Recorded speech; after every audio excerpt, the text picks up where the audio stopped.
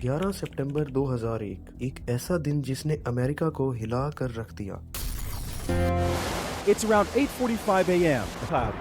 In Boston, American Airlines Flight 11, bound for Los Angeles, has been hijacked. Then a news bulletin. An airplane flying due south has crashed into the upper level of the North Tower of the World. एक ऐसा दिन जिसने हमेशा के लिए दुनिया को बदल दिया। 24 साल बाद भी आज के दिन तक इस दिन का असर रोजमर्रा की आपकी जिंदगी पर दिखता है। आप यकीन नहीं करोगे कि इस एक दिन ने आपकी रोजमर्रा की जिंदगी पर कितना इम्पैक्ट डाला है। तो ऐसा क्या इम्पैक्ट है, चलिए आज की वीडियो में इसे जानने की कोशिश करते हैं। 11 सितंबर की सुबह का वक्त था। अमेरिकन एयरलाइंस की फ्लाइट 11 टेक ऑफ करती है बोस्टन के एयरपोर्ट से। इस फ्लाइट की डेस्टिनेशन है लॉस एंजलिस। 92 के करीब पैसेंजर्स इस जहाज में सवार हैं, जिनमें से 11 क्रू मेंबर्स हैं और 81 पैसेंजर्स हैं। फ्लाइट टेक ऑफ करने के ठीक 15 मिनट बाद ये चीज पता लग जाती है कि इन 81 पैसेंजर्स में से एग्जैक्टली 5 हाईजैकर्स हैं। ये हाईजैकर्स पैसेंजर्स को ओवर पावर करके प्लेन को हाईजैक कर लेते हैं और जबरदस्ती कॉकपिट में घुस जाते हैं। इनमें से एक हाईजैकर जो इनका सरगना था, उसका नाम था मोहम्मद अता, जो कि एज अ पायलट ट्रेंड था।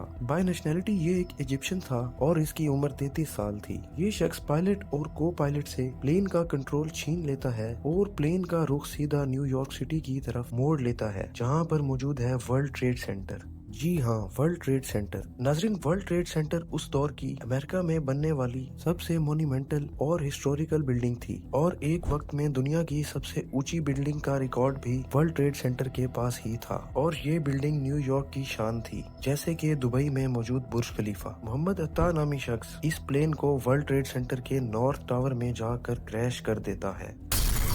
ये क्रैश सुबह 8:46 पर होता है। उस वक्त के प्रेसिडेंट जॉर्ज बुश फ्लोरिडा के एक स्कूल में विजिट करने के लिए जा रहे थे। वो उस वक्त रास्ते में मौजूद थे। उनके व्हाइट हाउस के चीफ ऑफ स्टाफ जो थे, उन तक ये खबर फौरन पहुंच जाती है। वो फौरन जॉर्ज बुश को इत्तला करते हैं। जॉर्ज बुश एक नॉर्मल सी स्माइल पेश करते हैं और कहते हैं ये तो कभी कोई सोच भी नहीं सकता, ना ही कोई कर सकता है। ये एक नॉर्मल क्रैश होगा। हाँ, प्लेन जरूर वर्ल्ड ट्रेड सेंटर के नॉर्थ टावर में लगा, लेकिन ऐसा कभी कोई ना सोच सकता है और ना ही कर सकता है। ये एक नॉर्मल क्रैश है जो कि टेक्निकल फॉल्ट की वजह से हुआ होगा। शायद पायलट को हार्ट अटैक आ गया हो और प्लेन इस बिल्डिंग के अंदर क्रैश कर गया हो, लेकिन नॉर्मली ऐसा कभी नहीं हो सकता। इसके ठीक 17 मिनट बाद एक और खबर आती है कि यूनाइटेड एयरलाइंस के प्लेन 175 को भी हाईजैक कर लिया गया है, वो भी 5 हाईजैकर्स की मदद से। एक बार फिर से सेम कहानी रिवाइव होती है और प्लेन का रुख न्यूयॉर्क सिटी की तरफ घुमा दिया जाता है। ठीक पहले क्रैश के 17 मिनट बाद ये हाईजैकर्स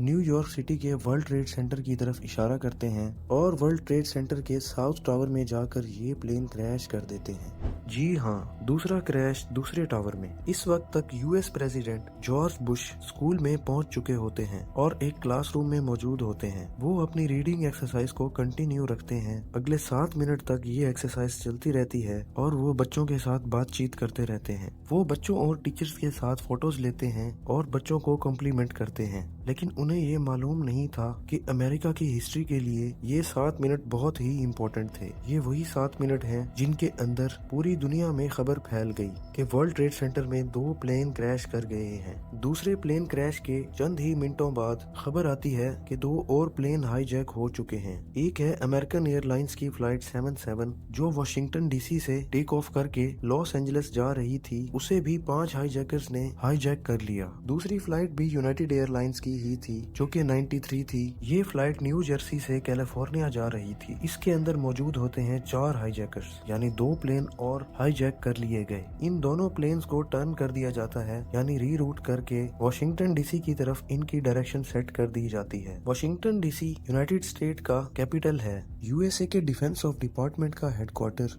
वॉशिंगटन डीसी से थोड़ा सा बाहर ही मौजूद था, जिसे के नाम दिया जाता है पेंटागन। पेंटागन भी अपने आप में एक बहुत आइकॉनिक बिल्डिंग थी। फ्लाइट 77 को हाईजैकर्स इस पेंटागन की बिल्डिंग की तरफ मोड़ देते हैं और इसे इसके अंदर क्रैश कर देते हैं। इस टाइम तक पूरे एयर क्रैश के बाद यूनाइटेड स्टेट्स की पूरी एयर स्पेस को शट डाउन कर दिया जाता है। जितने भी प्लेन हवा में मौजूद थे कि वो अपने नियरेस्ट एयरपोर्ट पर लैंड कर लें। 9:37 AM पर ये तीसरा क्रैश होता है पेंटागन की बिल्डिंग में और इस क्रैश की वजह से पेंटागन बिल्डिंग का बहुत सारा हिस्सा डिस्ट्रॉय हो जाता है। 9:59 AM जो पहला अटैक हुआ था वर्ल्ड ट्रेड सेंटर में उसकी वजह से साउथ टावर में बहुत ही खतरनाक आग लग गई और साउथ टावर कोलैप्स कर गया। जी हाँ, साउथ टावर नीचे गिर गया। इसी बीच चौथे प्लेन का डर सबको सताने लग गया। उसके बारे में सस्पेक्ट किया गया था कि चौथे प्लेन का टारगेट या फिर व्हाइट हाउस होगा या फिर कैपिटल हिल्स की बिल्डिंग होगी। दूसरी तरफ इस प्लेन में मौजूद जो पैसेंजर्स थे उन्हें ये मालूम हो गया कि ये प्लेन हाईजैक हो चुका है। उन्होंने चालाकी से अपने फोन्स को टर्न ऑन कर दिया। उन्हें फोन कॉल्स आने लग गई अपने फैमिली मेंबर्स की, जिन्होंने एक्चुअली में उन्हें बताया कि अमेरिका में एक बहुत बड़ा तूफान आ गया है। जल्द ही प्लेन में बैठे हुए पैसेंजर्स ने ये बात रियलाइज कर ली कि एक्चुअली में इस प्लेन में क्या हो रहा है, यानी बाकी प्लेन को भी हाईजैक किया गया था और उसके बाद उन्हें क्रैश कर दिया गया था और इनका प्लेन भी हाईजैक्ड है और जल्द ही इसे क्रैश किया जाएगा। इनके पास कोई और ऑप्शन नहीं था, या तो ये ऐसे बैठे बैठे हाईजैकर्स को देखते रहते कि वो कैसे प्लेन को क्रैश करवा रहे हैं, या फिर ये अपने हक में डिफेंस करते। नाजरीन, इन लोगों ने हिम्मत दिखाई उन हाईजैकर्स से लड़ने की। यूनाइटेड एयरलाइंस की फ्लाइट 93 में बैठे हुए पैसेंजर्स ने हाईजैकर्स से लड़ना शुरू कर दिया। प्लेन में हल्ला मच गया। नाजरीन, अब आगे की कहानी इतनी इजी नहीं है। किसी को नहीं मालूम कि एग्जैक्टली इस प्लेन में हुआ क्या था। कुछ पैसेंजर्स की फाइट बैक के दौरान ये प्लेन इवेंचुअली क्रैश लैंड कर गया एक खाली फील्ड में, यानी एक खाली खेत में ये प्लेन क्रैश हो गया। अब अगर आप भारत के 1995 एयर ड्रॉप के पुरस्कार वाकये के बारे में जानना चाहते हैं तो इस चैनल को सब्सक्राइब कर लें और बेल आइकन जरूर दबाएं, क्योंकि यहाँ हर वीडियो एक नया राज बेनकाब करती है।